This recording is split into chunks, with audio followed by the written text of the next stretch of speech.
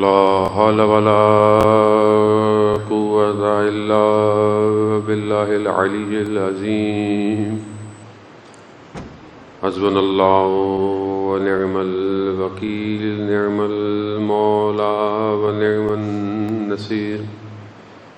أعوذ بالله من الشيطان الرجيم. بسم الله الرحمن الرحيم. الحمد لله الذي يؤمن الخائفين وينجي الصالحين وجزاء المستكبرين ويهلك ملوكا ويستخلف آخرين. والصلاة والسلام على رسول ثقلين محبوب رب المشرقين والمغربين جد الحسن والحسين نبینا سیدنا بالقاسم محمد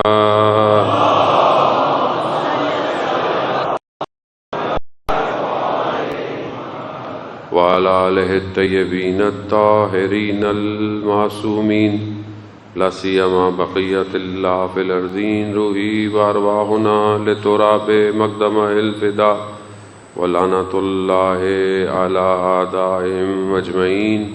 بسم اللہ الرحمن الرحیم. رب اشرح لی صدری ویسر لی امری واحلل عقدۃ من لسانی یفقہوا قولی. اما بعد فقد قال سبحانہ وتعالی فی کتاب الحکیم والقرآن المجید هو الذی انزل السکینۃ فی قلوب المؤمنین لیزدادوا ایمانا مع ایمانہم وللہ جنود السماوات والارض وقان اللہ علیما حکیما. صلوات بھیجے محمد.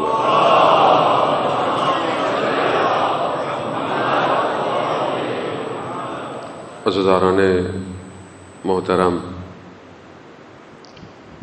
مجالس بہت تیزی سے روز عاشور کی طرف بڑھتی چلی جا رہی ہیں.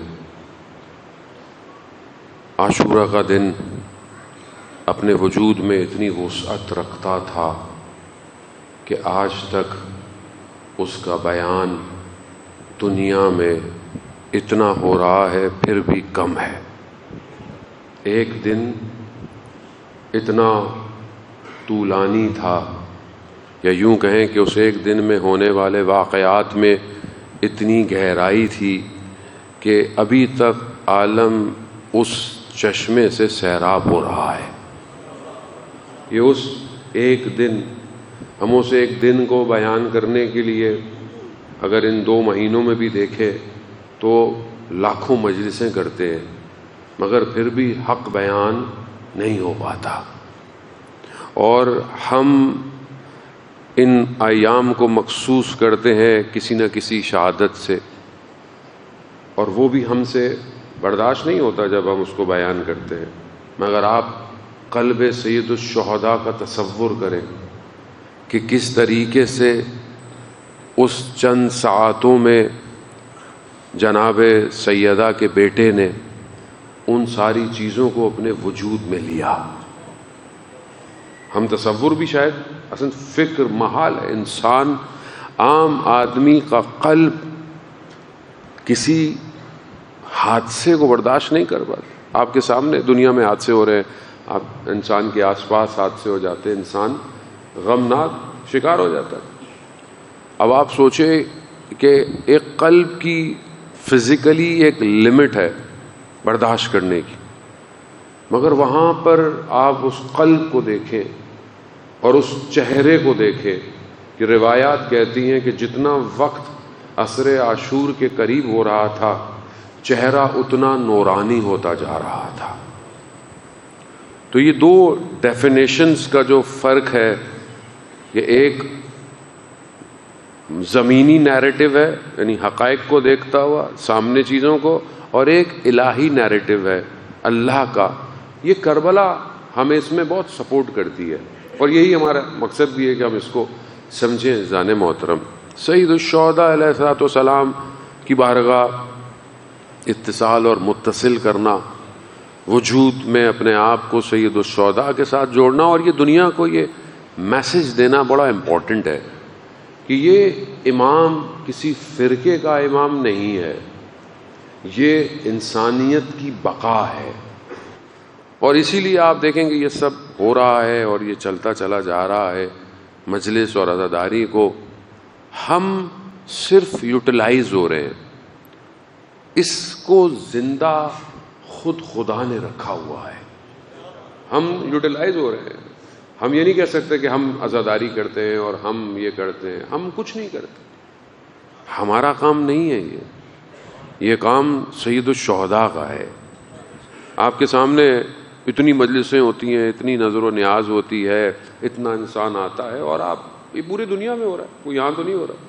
اور پھر جب آپ کربلا جاتے ہیں اور اربعین کو دیکھتے ہیں اور اس راستے پہ چلتے ہیں تو آپ کو پتہ چلتا ہے کہ امام کی حکومت کسے کہتے ہیں۔ یعنی وہ جو 80 کلومیٹر کا جو پیچ ہے وہ بیسیکلی پریکٹیکل آج کے مین اور مشین کے دور میں آپ کو بتاتا ہے کہ امام کی حکومت ایسی ہوتی ہے جس میں ملینئر بھی واک کر رہا ہے، فقیر بھی چل رہا ہے، ہر آدمی چل رہا ہے، اور ہر آدمی اپنے پورے وجود سے امام کے لیے کچھ کرنا چاہتا ہے۔ ایک موقف لگا ہوا ہے جو ڈیلی کی ہزاروں ڈالر لاکھوں ڈالر کا خرچہ ڈیلی کر رہا ہے، اور ایک موقف وہ بھی ہے جہاں ایک بچی صرف ٹیشو پیپر لے کے کھڑی ہوئی ہے۔ حسین کے نزدیک دونوں برابر ہیں۔ یہ دنیا میں کہیں نہیں ہوتا، یہ برابری جو ہے وہ یہ امام حسین دے سکتے ہیں۔ کیوں دے سکتے ہیں؟ کیونکہ روزے عاشورہ برابری دی ہے، جون کو بھی اور حبیب ابن مظاہر کو بھی۔ زندہ آباد، زندہ آباد، زندہ آباد،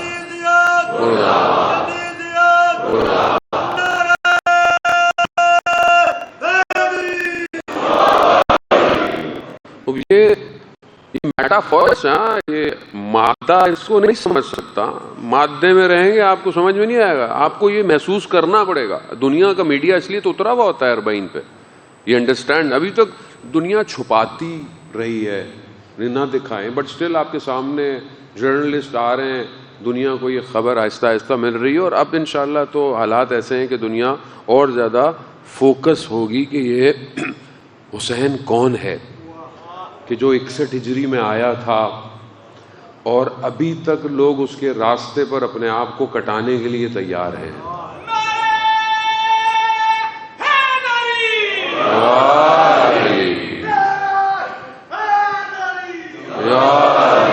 یہ بہت ضروری ہے، اس کو آپ پریکٹیکل امپلیمنٹ کریں، سید الشہداء سے مانوی رابطہ کریٹ کریں۔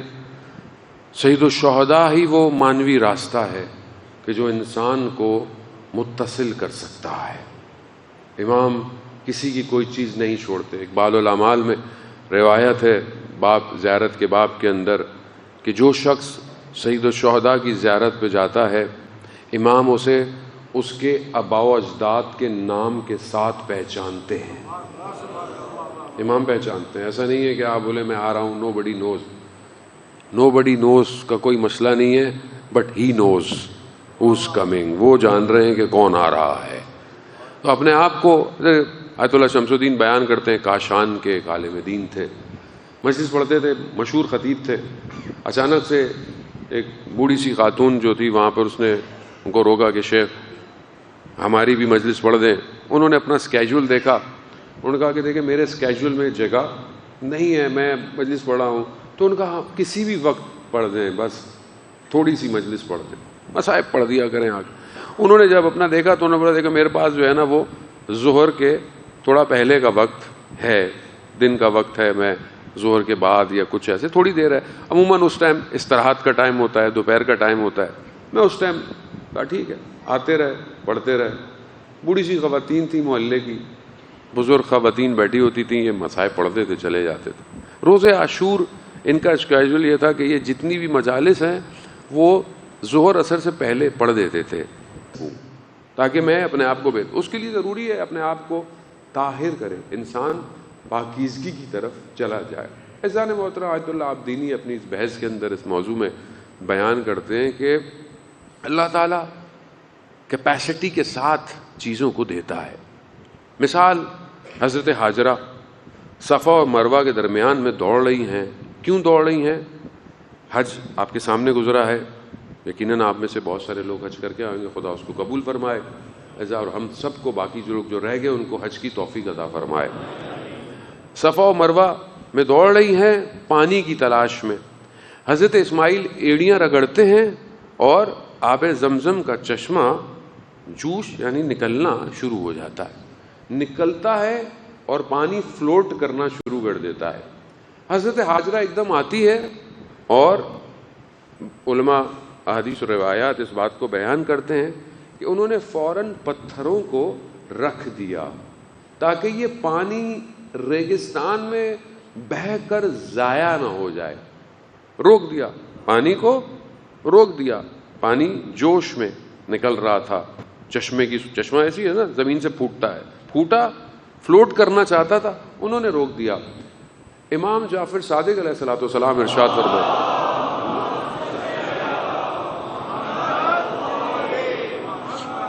امام ارشاد فرماتے ہیں کہ اگر جناب ہاجرہ نے وہ پتھر نہ رکھے ہوتے تو قیامت تک زمزم جاری رہتا.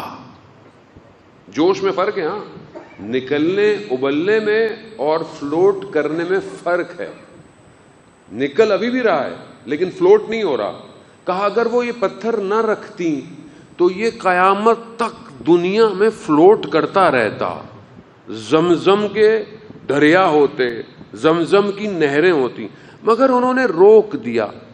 مولا متقیان بھی فرماتے ہیں کہ پروردگار نیت کے حساب سے عطا کرتا ہے. اب ان کی جو بھی نیت تھی بہرحال انہوں نے اس کو سٹاپ کر دیا. بعد سٹاپ کیا وہیں رک گیا. عطا ایسے ہی ہے، جتنا آپ انہینس کریں گے آپ اس کنیکشن کو کریٹ کر سکتے ہیں. اللہ نے انسان کو یہ طاقت دی ہے کہ نہ صرف وہ قدر یعنی تقدیر کو بلکہ اپنے اس سے اوپر کے معاملات کو بھی تبدیل کروا سکتا ہے.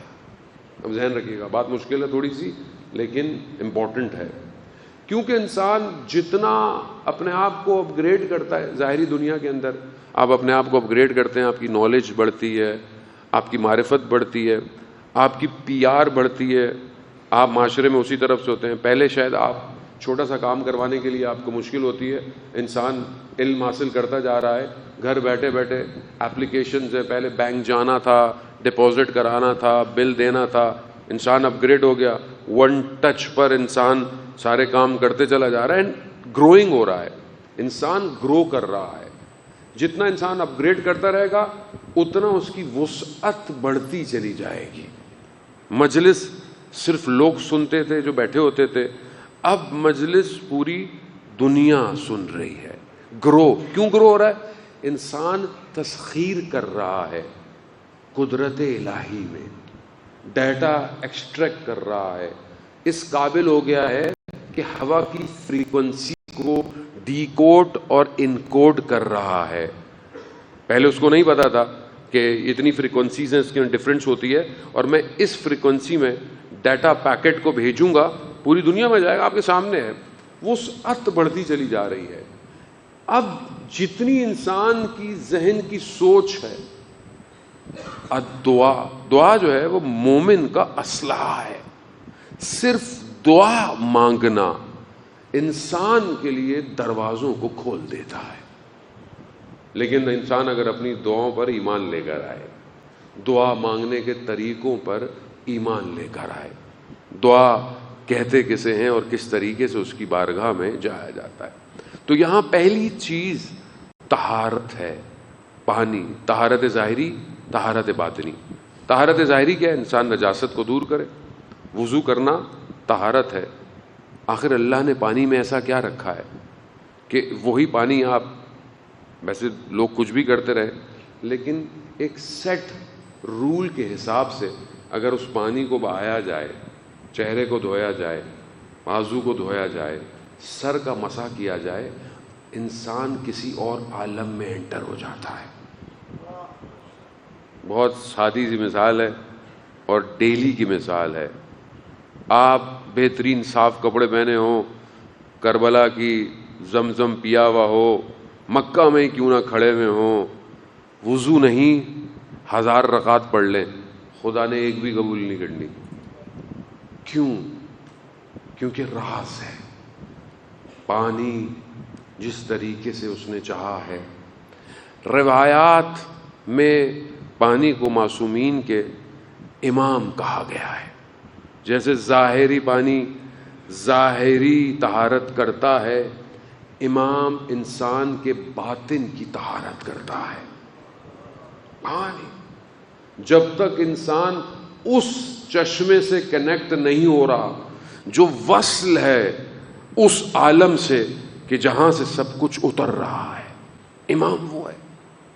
ہمارا امام دنیا کے ظاہری امام جیسا نہیں ہے. ہمارے امام کی ڈیفینیشن ٹھیک ہے، آپ کے باقی مذہب انسان، مولانا صاحب بھی ہمارے مسجد کے امام ہیں، یہ ساری چیزیں بھی امام ہوتی ہیں، لیکن جو ہمارا عقیدہ 12 امام کا ہے وہ 12 امام معصوم ہے، وہ کنیکٹڈ ہے. ڈفرنس میں آپ کی خدمت میں بیان کروں.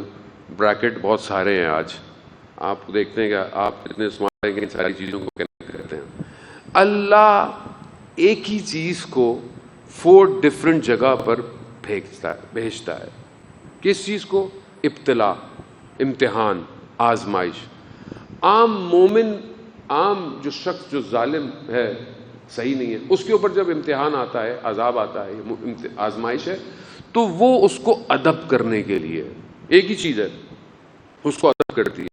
مومن کے اوپر جب آزمائش آتی ہے تو مومن کو نکھارنے کے لیے، مومن کو نکھارنے کے لیے. تیسرا، جب اللہ اپنے انبیاء پر آزمائش ڈالتا ہے، وَإِذِ ابْتَلَىٰ إِبْرَاهِيمَ، وہ کس لیے ہے؟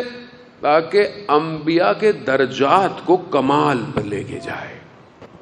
ایک ہی چیز ہے، چیز ایک ہی ہے، بٹ ظرف الگ ہے. ظرفیت. ڈاؤن لوڈ جس موبائل میں 1 ٹیرا بائٹ SSD، اس کی پرائس کتنی ہے؟ جس میں 256 ہے اس کی پرائس کتنی ہے؟ وہی موبائل ہے، کوئی چینجز نہیں ہے. میں جوانوں کو سمجھانے کے لیے کہہ رہا ہوں کیوں چینجز ہے.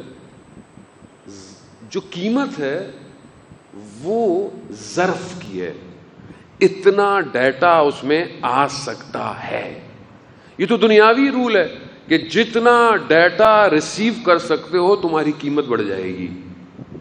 تو جب باطن الہی میں جو جتنا ڈیٹا ریسیو کرے گا اتنا وہ انہینس ہوتا چلا جائے گا. مومن ریسیو کرتا ہے، مومن نکھرنا شروع ہو جاتا ہے. انبیاء ریسیو کرتے ہیں، ان کے کمال اور درجات بڑھنا شروع ہو جاتے ہیں.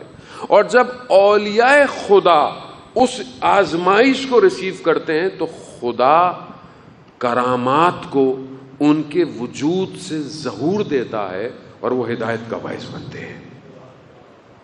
یہ ایک ہی چیز ہے، ڈفرنٹ ریسیونگ کا ہے کہ یہ اتر کہاں رہا ہے. ایک شخص کا بچہ بیمار ہو جائے، پریشان ہو جائے گا، یہ کیا ہو گیا، کیسا ہو گیا. ایک اور شخص کا بچہ بیمار ہو جائے اور وہ بہت ساری بیماریوں کو پہلے دیکھ چکا ہو. میں نے واقعہ کل ایک مجلس میں نیریٹ کیا، ایک انفلوئنسر جو ہے وہ بتا رہی تھیں کہ ایک بچی پیدا ہوئی اور ڈاکٹروں نے کہا کہ بہت مشکل ہے یہ بچی بچ جائے، بہت مشکل. لیکن 1-2 دن بعد انہوں نے کہا کہ فی الحال ٹھیک ہو گئی، لے جائیں. پہلے بالکل ڈاکٹر جواب دے چکے تھے کہ اس میں پرابلم ہے، یہ بچی بچے گی نہیں. والدین لیکن جب ان کو بچی مل گئی تو خوش ہو گئے. 6 سال بچی صحیح رہی، اچانک سے ایک دن بیمار ہو گئی. ہاسپٹل گئے، ڈاکٹروں نے بولا چھوڑ دیں، ابھی ہم دیکھیں گے. دوبارہ آئے، کہا ابھی ہم دیکھ رہے ہیں، ہمیں 1 دن اور دیں. 2 دن بعد آئے، ڈاکٹروں نے معذرت کی، ہم بہت شرمندہ ہیں، ہم آپ کی بچی کو بچا نہیں سکے. دونوں والدین خدا کی بارگاہ میں سجدے میں گر گئے. ڈاکٹر پریشان ہو گئے کہ آپ کو گریہ کرنا چاہیے، رونا چاہیے. کہا ہمیں تو پہلے دن ہی کہہ دیا تھا کہ بچے گی نہیں، 6 سال تو خدا نے ہمیں توفیق دی اس بچی کی. نیریٹو چینج ہے. ہاں حادثوں کو دیکھنے کی نگاہ تبدیل ہے زن محترم. ہم حادث کو کیسے دیکھتے ہیں, اپنی زندگی کے حوادث کو کیسے دیکھتے ہیں. یہی دیکھیں آپ, پروردگار جو ہے وہ قرآن کے اندر بھی انہی چیزوں کو پیش کر. آج جو میں نے آپ کی خدمت میں قرآن کی آیت نازل کی, سورہ الفتح کی جو ہے وہ آیت نمبر 4 ہے. آپ جانتے ہیں سورہ فتح جو ہے وہ صلح حدیبیہ کے بعد نازل ہوئی. جو مسلمانوں کی کنڈیشن تھی اس پر پروردگار نے اس کو نازل کیا. پروردگار کیا کہہ رہا ہے کہ هو الذی انزل السکینہ, ہم نے مومنین کے قلب پر سکون کو نازل کیا, آرام کو, اطمینان کو نازل کیا, تاکہ ان کے ایمان میں اضافہ ہو, ان کا ایمان جو ہے وہ اور مضبوط ہو جائے. اور وَلِلَّهِ جُنُودُ السَّمَاوَاتِ وَالْأَرْضِ, اور جو زمین اور آسمان کا جو لشکر ہے نا وہ خدا کا لشکر ہے, اور خدا ہی بہتر جاننے والا حکیم اور علیم ہے. جانے محترم, یعنی اللہ ہی مومنین کے قلوب پر آرام کو اتارتا ہے, اللہ اتارتا ہے. خدا کے ہاں قرآن کی سنت میں وکٹری یعنی کامیابی جو ہے وہ ڈیفرنٹ ہے. دنیا کیا کہتی ہے, ظاہری طور پر آپ نے کتنے میزائل مارے, آپ نے کتنی زمین کیپچر کی, دنیا کے نزدیک یہ ڈیفینیشن ہے جیت کی. قرآن اس بات کو یہ نہیں کہہ رہا. انبیاء کے مقابلے میں جتنے لوگ آئے, کیا اس وقت انہوں نے ملک کو ٹیک اوور کیا؟ انبیاء سے جتنے لوگوں نے لڑائیاں کی, کیا کوئی چیز کو ایکوائر کیا تھا؟ انبیاء نہیں. کیا چیز تھی جیت؟ دنیا کے معاملے میں کیا ہے کامیابی, اور قرآن کیا کہہ رہا ہے؟ یہ سنت الہی کو ایکسٹریکٹ کرنا ہے. میں تھوڑی سی دیر آپ سے التماس سے دعا اذان موت. حضرت نوح 950 سال تبلیغ کرتے رہے. کتنے لوگ ایمان لے کر آئے؟ 80. روایت کہتی ہیں 80 لوگ. تو کیا دنیاوی حساب سے دیکھا جائے حضرت نوح جیت گئے؟ نہیں. مگر قرآن کہہ رہا ہے کہ حضرت نوح کامیاب ہو گئے. حضرت موسیٰ معجزے دکھائے, دریا پار کرایا, قوم غلط ہو گئی. آپ کی خدمت میں عرض کیا تھا سامری, اور 40 سال گھومتی رہی. حضرت موسیٰ حکومت نہیں بنا پائے. کیا حضرت موسیٰ شکست کھا گئے؟ صلح حدیبیہ جس کی آیت نازل ہوئی, مسلمانوں کو پروردگار نے کہا صلح کر لو. بات سمجھے کہ ہم ہار گئے. خدا کہہ رہا ہے کہ ارے خدا تمہارے دلوں پر سکون کو نازل کرے گا, اور سارا لشکر زمین اور آسمان کا خدا کا ہے. اور ویسے بھی قرآن میں کہتا ہے کہ ایون جب تم لڑ رہے ہوتے ہو, کیا تم لڑ رہے ہوتے ہو؟ جو تیر چلاتے ہو وہ ایزار ہمیں تھا, وہ تیر چماتے ہو, کیا تم تیر چلا رہے ہو یا خدا تیر چلا رہا ہے؟ یہ سنت الہی کو سمجھنا ضروری ہے. جانے محترم, سید الشہداء 72 لوگ, تھوڑے سے لوگ, ظاہری طور پر کیا ہوا؟ ختم ہو گئے نا. تو کیا سید الشہداء خدا نہ خواستہ شکست کھا گئے؟ دنیا کامیابی کسی اور کو کہتی ہے, خدا کے نزدیک کامیابی کچھ اور ہے. سید الشہداء نے پورا نیریٹو چینج کر دیا. جنگ زمینی نہیں ہے, جنگ لینڈ ایکوائر کرنا نہیں ہے, جنگ تفکر کو, عقیدے کو بدلنے کا نام ہے. یہی تو تھا. انبیاء کس چیز سے لڑ رہے تھے؟ انبیاء اس بات سے لڑ رہے تھے کہ ہماری جو آئیڈیالوجی ہے الہی ہے اس کو حاکم ہونے دو. دشمن اس آئیڈیالوجی کو حاکم نہیں ہونے دیتا. آپ کے سامنے میں نے عرض کیا کہ پیغمبر کے بعد عالم اسلام میں کس چیز کو روکا گیا؟ کس چیز کو روکا گیا؟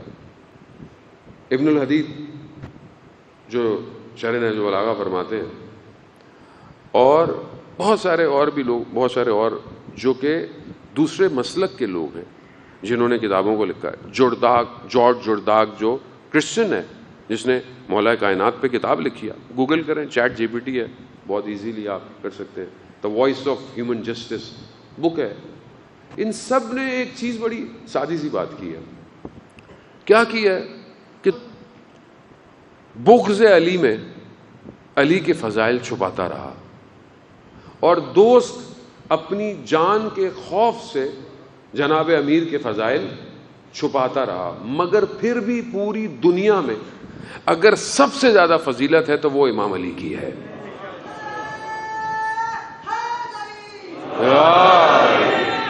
باطن بہت ضروری ہے, بغیر باطن کے انسان نہیں کر سکتا. اور انبیاء آئی یزکیہم, تزکیے کے لیے آئے ہیں. امام زین العابدین علیہ الصلوۃ والسلام ارشاد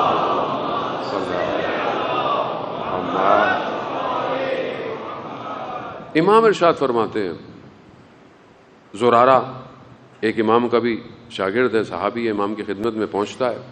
امام اسے بتاتے ہیں, آپ پرسپیکٹو میں رکھیں کہ امام کن کن چیزوں سے گزرے ہوئے ہیں, کون سا دور ہے, اس دور کے اندر کیسی حاکمیت ہے, تبلیغ ہو نہیں سکتی. امام ڈیفائن کر رہے ہیں اس دور کے لوگوں کو. امام کہتے ہیں کہ ہمارے زمانے کے لوگ 6 کیٹیگری میں ہیں جن کی شباہت 6 جانوروں سے ملتی ہے. دور وہی ہے جو امام کرافٹ کرے گا, وہ دور آپ کو ہر زمانے میں پایا جائے گا. ہمیں کمپیریزن کرنا ہے. 6 کیٹیگری امام نے فرمائی اور جانوروں سے اس کو ریزمبلنس کیا, کمپیئر کیا ان کی ایٹریبیوٹس کے ساتھ. کہا ایک گروہ لوگوں کا شیر کی طرح ہے. شیر کی کیا کوالٹی ہے کہ وہ حاکم ہونا چاہتا ہے اور اس اپنی حکومت کے لیے چاہے اسے ظلم کرنا پڑے, حق کھانا پڑے, مارنا پڑے, وہ کرتا ہے. ایک کیٹیگری. تو یہ کیٹیگری آج ہے کہ نہیں ہے؟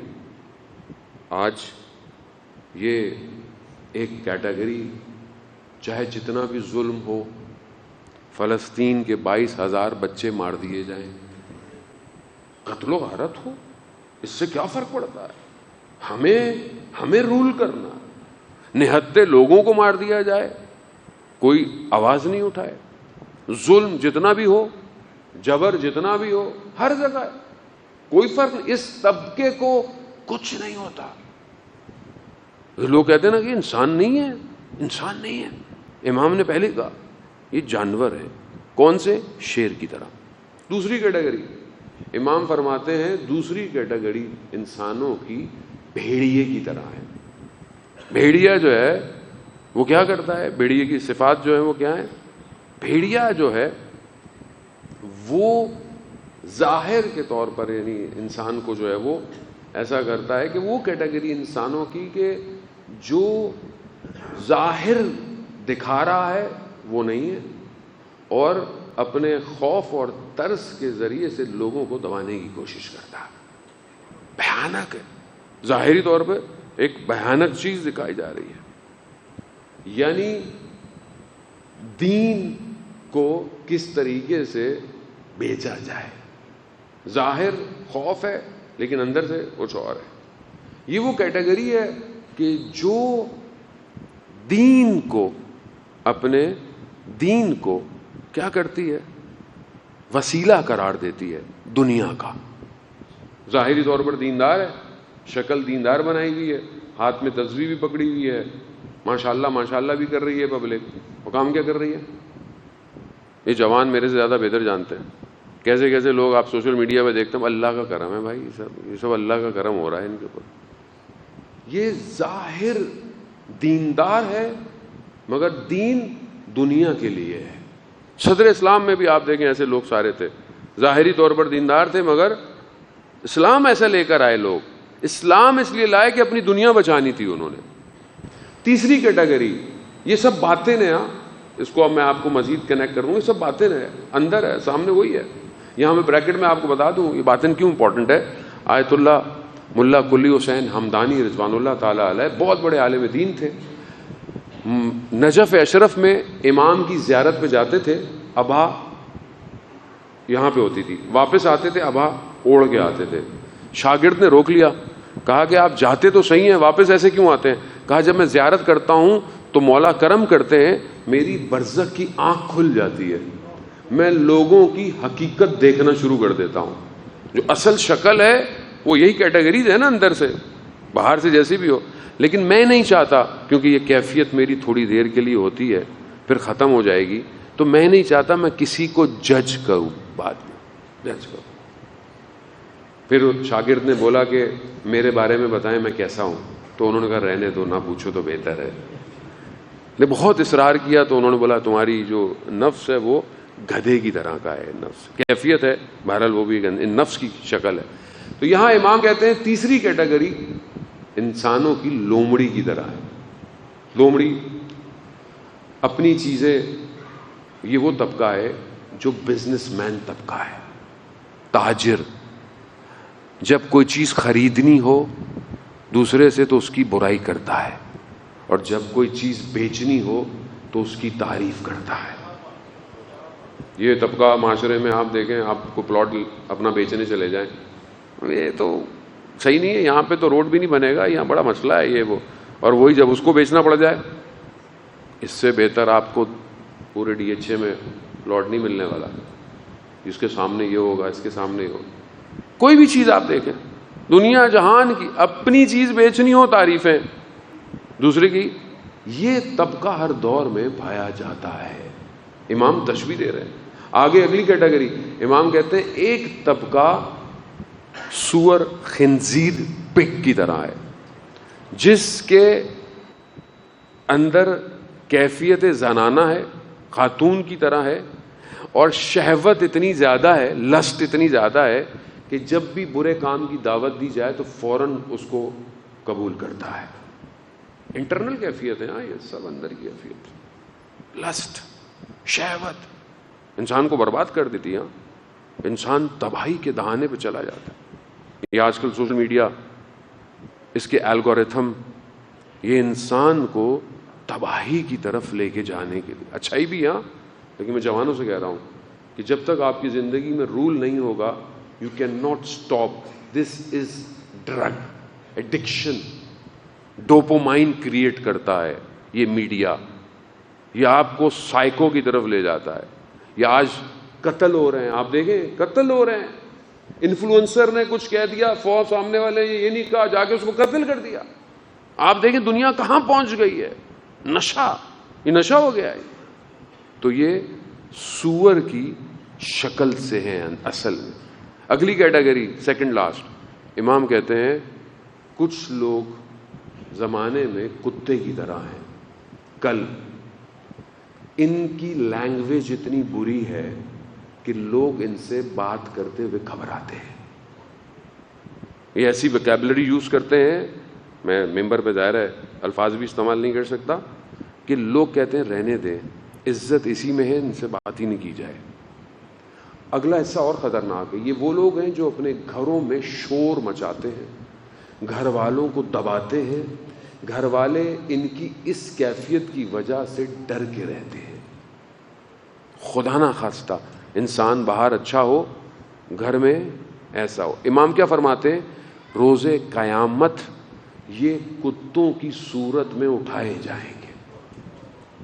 آخری اور التماس سے دعا عزیزان محترم، آخری ایک گروہ انسانوں کا جو مومن ہے وہ بھیڑ کی طرح ہے کہ شرور لوگ، شرارتی لوگ اس کی کھال یعنی اس کے بال کو بھی استعمال کرتے ہیں، اس کے گوشت کو بھی استعمال کرتے ہیں، اور اس کی ہڈیوں کو بھی توڑ دیتے ہیں. یہ کیٹیگری مومن کی ہے. یہ امام اس دور میں بتا رہے ہیں کہ جو کربلا کے بعد پورا سینیریو ہوا، ایسے لوگ تھے. آج سوسائٹی کیسی ہے؟ کیسی سوسائٹی؟ امام فرق ہے. میں بار بار اس بات کو ورڈ کو ریپیٹ کرتا ہوں. امام جسے ہم مانتے ہیں وہ human society, human internal structure کا آرکیٹیکٹر ہے. اندر سے انسان کو بناتا ہے، ایسا بناتا ہے، ایسا بناتا ہے کہ سلمان و منا اہل بیت. اس مقام پہ لے جاتا ہے۔ اللہم صلی علی محمد یا اللہم صلی علی محمد۔ عزیزان محترم، یہ بہت امپورٹنٹ ہے۔ آج ہم جس معاشرے میں ہمارا ظاہر کچھ اور ہے، میں اپنی بات کر رہا ہوں، ہم ظاہر میں اچھے کپڑے، صاف کپڑے، شکل بھی ہم نے اپنی اچھی بنائی بھی ہوتی ہے، ہمارا باطن کیسا ہے؟ ہمارے باطن میں نفرتیں ہیں، کدورتیں ہیں، بغض ہے، کینہ ہے، منافقت ہے، ایک دوسرے کے سامنے اچھے ہیں، ذرا سا ہٹ جائے اس کی برائی کرتے ہیں۔ Who we are actually۔ آج معاشرہ ایسے ہی ہے آپ کے ساتھ۔ آج یہ ناچاکیاں، یہ فیملی پرابلمس، یہ ڈائیورسڈ، یہ چھوٹی چھوٹی بات پر رشتہ داروں کا ناراض ہونا، بہن بھائیوں کا اختلاف، یہ کیوں ہے؟ کیونکہ ہم اپنے باطن کی تربیت نہیں کر رہے۔ ہمارا باطن مشکل میں، اور اس کی سب سے ایک بڑی وجہ ہم سٹاپ نہیں کر رہے اس نجاست کو جو ہمارے دشمن نے کریٹ کی ہوئی ہے۔ وہ ہمارے وجود میں آ رہی ہے نا، آنکھوں سے آ رہی ہے، کانوں سے آ رہی ہے۔ آج میں ڈاکٹر صاحب کے ساتھ بیٹھا ہوا تھا، مجھے کہہ رہے تھے کہ آہستہ آہستہ انسان کے باڈی میں ایک مولیکیول ہوتا ہے جو وہ ایک ٹریلین تعداد میں وہ کہتے ہیں ہوتا ہے، کہتا ہے آج کے انسان کا وہ مولیکیول ختم ہو۔ اس کا کام کیا ہے؟ اس کا کام یہ ہے کہ جو آپ غذا ڈالتے ہیں وہ اس کو بائیفرکیٹ کرتا ہے، توڑتا ہے اور آپ کی باڈی میں اس کو کریٹ کرتا ہے۔ کہا آج کے انسان میں وہ کم ہوتا جا رہا ہے، کم ہو رہا ہے۔ کیوں کم ہو رہا ہے؟ یہ جو ہم کھانے کھا رہے ہیں، یہ جو ہم غذائیں ہیں، یہ سب ہمارے بدن پہ بھی افیکٹ کر رہی ہیں، ہمارے مزاج پہ افیکٹ کر رہی ہیں، ہماری عبادت میں افیکٹ کر رہی ہیں۔ ہم جب نماز پڑھتے ہیں، میں اپنی بات کر رہا ہوں، آپ مجھ سے اچھی نماز پڑھتے ہیں یقیناً، I am not getting connected۔ نماز مومن کی معراج ہے، میں معراج پہ نہیں جا رہا، کیونکہ میرے وجود میں دنیا کی غلاظتیں ہیں، چاہے وہ لقمے سے، چاہے وہ آنکھوں سے، چاہے وہ کانوں سے۔ پاکیزگی کی ضرورت ہے۔ جو پاکیزہ ہوگا اسے آواز آئے گی، اے دنیا کے لوگوں، انا بقیت اللہ، میں اللہ کا باقی ہوں۔ پہنچنا ضروری ہے۔ الہی نیریٹو از ناٹ ایزی، آسان نہیں ہے، آسان نہیں ہے۔ کربلا ظہور دے رہی ہے، دنیا کیا دیکھ رہی ہے؟ ایک چھوٹے سے بچے کو پانی نہیں دیا، دنیا تو یہ دیکھ رہی ہے۔ چھوٹے سے بچے کو، ظاہر یہی ہے، ہوا بھی یہی، بچے کو پانی نہیں دیا۔ آج آپ اس بچے کو یاد کرتے ہیں۔ الہی نیریٹو کیا ہے؟ کہ یہ بچہ نہیں، یہ باب الحوائج ہے، یہ حاجتوں کا دروازہ ہے۔ اس دنیا اس کو نہیں سمجھ سکتی، اس کو ہر کوئی نہیں سمجھ۔ یہ بچہ حادثاتی طور پہ شہید نہیں ہوا کہ ایسے ہی لے گئے۔ امام حسین الہی پلان کو ایگزیکیوٹ کر رہے تھے۔ امام جانتے تھے میرا یہ چھوٹا شہزادہ وقت کے یزید کا نقاب کھینچ لے گا، کھینچ لے گا۔ الہی نیریٹو تھا، کھینچ لیا۔ یہ بچہ کافی تھا، یزید کو رسوا کرنے کے لیے یہ بچہ کافی۔ جانے موت کربلا یہی ہے۔ استاد مجتہدی تہرانی فرماتے ہیں کہ میں بڑی مشکل میں تھا اور میں نے بہت توسل کیا کہ میری مشکل حل ہو، تو میں نے اس بچے سے توسل کیا اور کہا میرے لیے مشاہدہ ہوا کہ چھت جو ہے وہ پھٹی اور ایک نور اترا، اور ایک نور کی حالت میں نے اس بچے کو دیکھا۔ باب الحوائج ہے، حاجتوں کا دروازہ ہے یہ۔ چھوٹے بچے آپ کے بھی ہوں گے، مجھے نہیں پتا آپ نے کبھی امتحان کیا یا نہیں کیا۔ میں اپنے طالب علمی کے شروع کے ایام میں ایک عالم کی خدمت میں پہنچا، محرم قریب تھا، میں نے ان سے پوچھا آپ محرم میں کہاں جا رہے ہیں؟ تو انہوں نے کہا کہ میرے گھر ولادت ہوئی ہے، ابھی بچی چھوٹی ہے تو شاید نہ جا پاؤں۔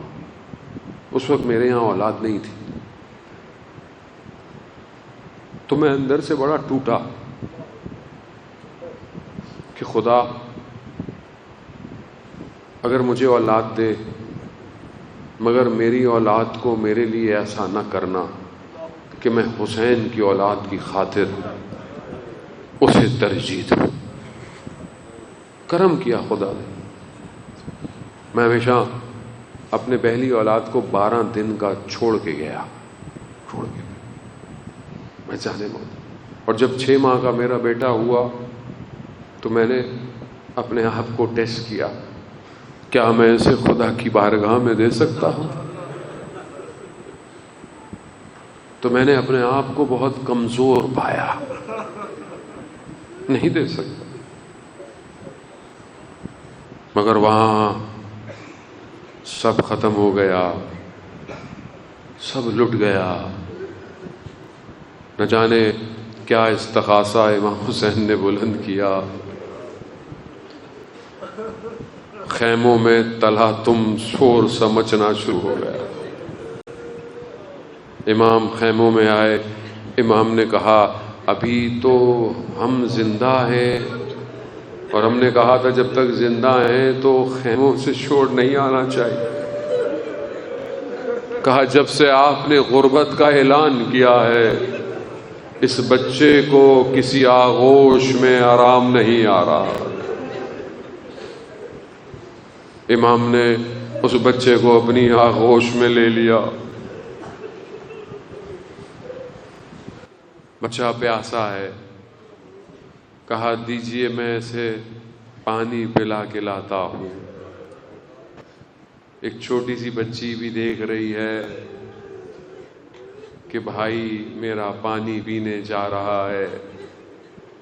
امام نے اپنی عبا میں قرآن کے اس پارے کو چھپایا۔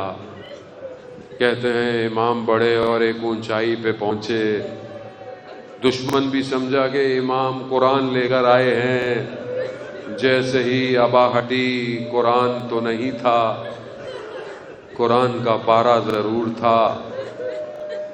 امام نے کہا اگر مجھ پر رحم نہیں کرتے تو اس بچے پر تو رحم کرو۔ بعض مقاتل کہتے ہیں کہ امام نے اسے بلند کیا، حتیٰ بعض کہتے ہیں امام نے کہا اگر یہ ہے کہ میں پیوں گا میں اسے رکھ دیتا ہوں۔ مقاتل اس تعبیر کو بیان کرتے ہیں۔ عزادارم خدا آپ کے بچوں کو صحت دے، خدا بے اولادوں کو جناب علی اصغر کے صدقے اولاد دے۔ جو بیمار ہیں، ایک 6 سال کا بچہ ICU کے اندر ہے، شدید بیمار ہے، پروردگار اسے شفا عطا فرمائے جناب علی اصغر کے صدقے میں۔ ان بہتے ہوئے آنسوں سے اپنے آپ کو متصل کریں۔ عزاداران محترم، امام نے کہتے ہیں اسے جب دشت کربلا میں رکھا نا، گرمی کی شدت تھی، پیاس تھی، کہتے ہیں بچے کے ہونٹ ایسے ہل رہے تھے جیسے مچھلی پانی کے باہر تڑپنا شروع۔ امام نے اس بچے کو اٹھا لیا۔ بچہ نہ جانے کس نگاہوں سے اپنے بابا کو دیکھ رہا ہے، اور دشمن کی فوج میں ایک گریا کہتے ہیں تو چہرے چھپانا شروع کر دیے۔ ایک لعین نے آواز دی، اس شخص کو جس نے امام کے اس بچے کی ہنسی کو خاموش کیا، حرملا اس بچے کی پیاس کو بجھا دو۔ 3 شوب والا تیر جس کا اپنا وزن بچے کے وزن سے زیادہ تھا، اس تیزی سے بچے کی گردن پر بچہ اپنے بابا کے ہاتھوں میں پلٹ گیا، تیر پیوست ہوا۔ امام نے خون آسمان کی طرف دیا، خون نہ پلٹا۔ عجیب کیفیت ہے عزیزان محترم۔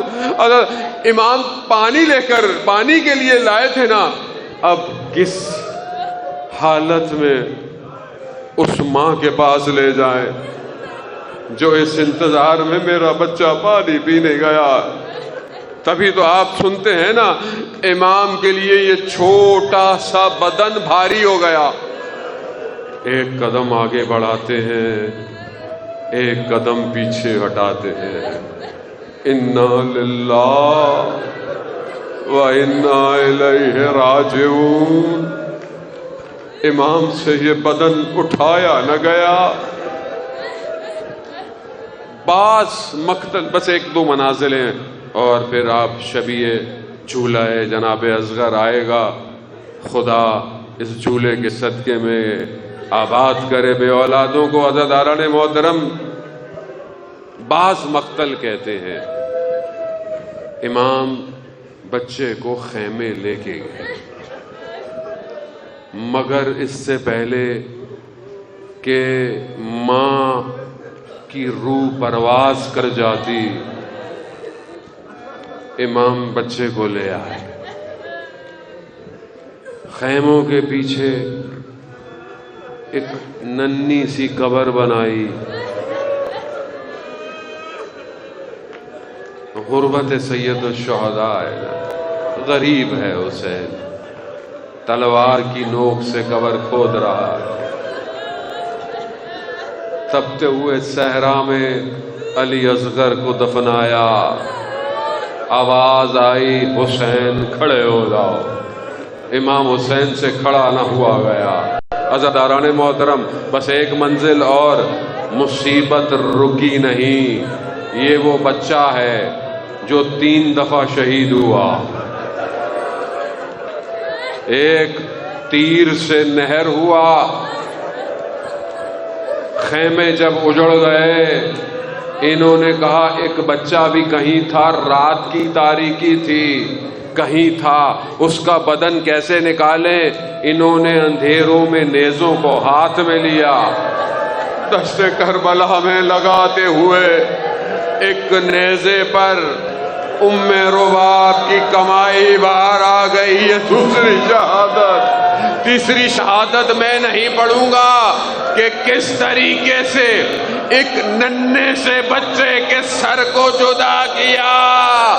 ارے جب پہلی دفعہ پانی آیا تو چھوٹی سی بچی کبھی ادھر جاتی کبھی ادھر جاتی، کہا علی اصغر پانی آ گیا۔